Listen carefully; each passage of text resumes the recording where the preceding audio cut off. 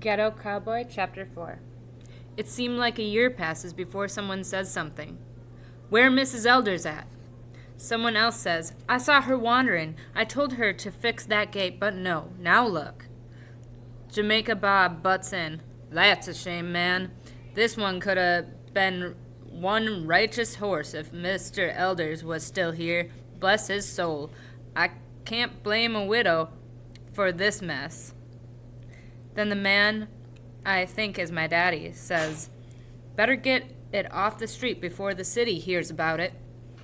But Harp, it ain't our business. Ain't our business? You know anything that goes down on Chester Avenue, they'll be blaming us. We can't give 'em any reason to close us down. They argue back and forth, but my daddy gets his way. I can hear them trying to move that horse as Jamaica Bob walks past me toward an old beat-up truck. I stare at the ground as he passes, and something catches my eye. It's a bracelet, thin and gold with a little butterfly on it.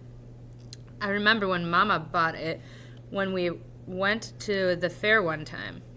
It must have come off when I was grabbing at her arm. I pick it up and pocket it.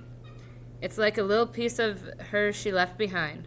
Jamaica Bob's getting a rope out of the back of the pickup truck and tying it to the legs of the dead horse. It takes 6 guys to help out. Some neighbors watch from their stoops or windows, none too happy, especially when they start hosing off all that blood on the street. My daddy stands silent, his back to me.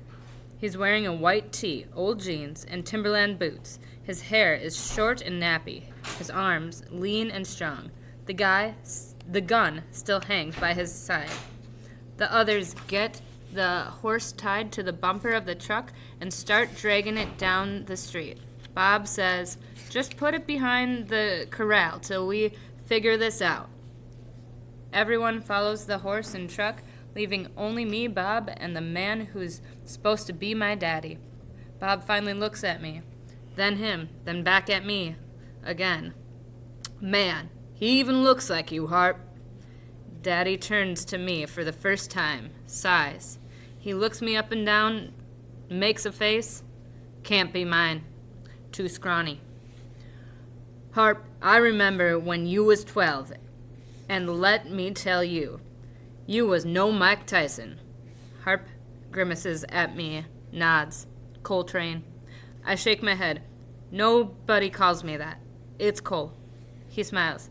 Yeah? Well, it seems like I've been nobody to your mama for your whole life, so I'm going to call you by your proper name, since I gave it to you. That's a new one. You named me? Why would you call me something stupid like Coltrane? Who ever heard of a name like that? Bob fans his face with his hat. Man, the boy clearly don't know his jazz history. Harp scowls. Well, you can call me Harper. Then we'll be even. He stares at the brick street, kicks at an old brick sticking out. Look, I know you don't want to be here, and I can't say that I want you here neither. Heard you was in trouble. Or maybe you was the trouble. Which is it? I shrug. He don't know me.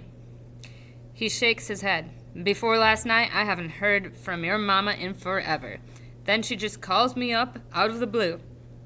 He kicks the brick out of its hole in the ground. I don't know what to say. He mutters some swear word, picking up that brick and throwing it into a vacant lot. Then, without looking at me, he says, you can't spend the night, and after that, he says, you can spend the night, and after that, we'll see what's what. He gazes up at the sky like he can't believe all of this was dumped in his lap on the same day. In the meantime, you do what I say, and maybe I'll make it through the next couple of days. Now get your bags and go inside, Coltrane. He already getting on my nerves, but he the one holding a gun, so I just shut my trap and pick up my bags off the stoop.